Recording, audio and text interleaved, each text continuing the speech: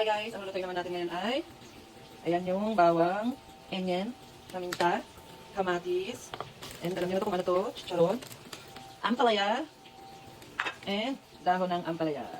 So alam niyo na ba natin yung munggo guys. So ayan, pag toasted na yung baboy, ayan na siya, toasted na siya guys. Kita niyo naman oh, so kulay brown na siya. Ayan. Pag toasted na, lagyan na natin ng garlic and onion. Ayan, nagigisa na tayo. So antayin na lang na mag-brown and lumabas yung aroma ng garlic and onion. Ayan. Wow, ang bago. Ayan, gisa-gisayin nyo lang. Ayan.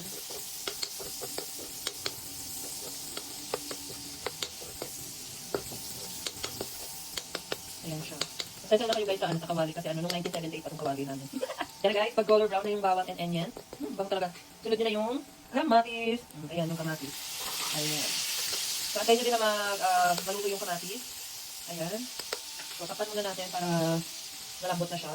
Ayan na. So, ayan na siya guys. Luto na yung kamatis. Ayan. So, halo-haloin nyo lang. Ayan. Lutuin nyo lang yung kamatis para kumapit yung lasa dun sa baboy. Ayan. Pag ganyan na siya, pag luto na yung kamatis, okay. Ito na guys, yung pinakulang kong munggo kanina, ilalagay na natin siya dito. Ayan. Ganyan na siya. Ayan. So, haluin nyo lang. Ayan. Ganyan. Tapos dagdagan nyo ng water or tubig. Pagka kulang pa siya sa inyo. Kasi pinakulaan na itong munggo. Ayan siya guys. So after nyan, antayin lang natin kumulo. Ilalagay na natin itong pork cubes. Maglalagay din tayo ng paminta. Kunti lang na paminta para lang may, may paanghang effect. Patis. Kunti lang. Ayan. Then, haluin. Tapos antayin natin itong kumulo. Tapos ilalagay ko na itong ampalaya. Ayan. Tapos antayin na lang natin kumulo. Antayin natin siyang kumulo. Ayan na guys, nakulo na siya. So pag kumulo na siya, natimpla ko na yan kanina. Ilalagay nyo na yung chicharon. Ayan, chicharon. Tapos, saluin nyo ulit para masarap. Ayan. Tikman nga ulit natin. Kasi maalat yung chicharon. Kaya hindi ko na siya dinagdagan ng asin. Sarap. Sarap. Ayan. Papakuloy na lang natin siya. Tapos, yung chicharon, ito na ilalagay nyo na yung dahon ng ampalaya guys. Tapos, papakuloy nyo lang isa, tapos luto na siya.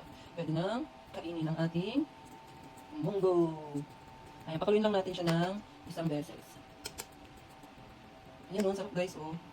Munggo with chicharon. Ayan na guys, kumulo na siya. So, luto na siya o. Ayan o. Tingnan nyo naman ang dami niyang sahog. Hindi tinitid sa ingredients. Ayan, luto na ang ating munggo. Luto na!